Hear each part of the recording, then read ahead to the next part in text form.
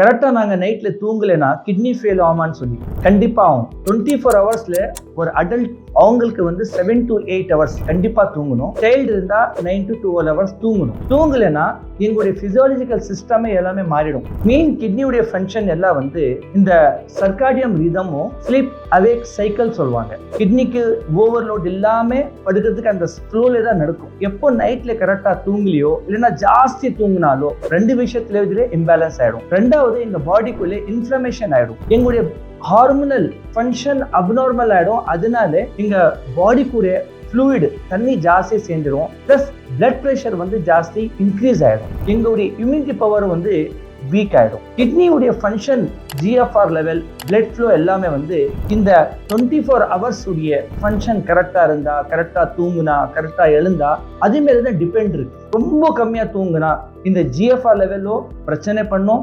இது மட்டும் இல்லாம இந்த பிளட் ஃப்ளோ பண்றதோ அதுலயே ஒரு இஷ்யூ வரும். அதனால கரெக்டா தூங்குனா, கரெக்டா எழுதுனா அந்த டைம்ல night sleep very very important. Otherwise என்ன ஆகுனாக்கா கிட்னி ஃபெயில் ஆகிறதுக்கு சான்சஸ் இருக்கு.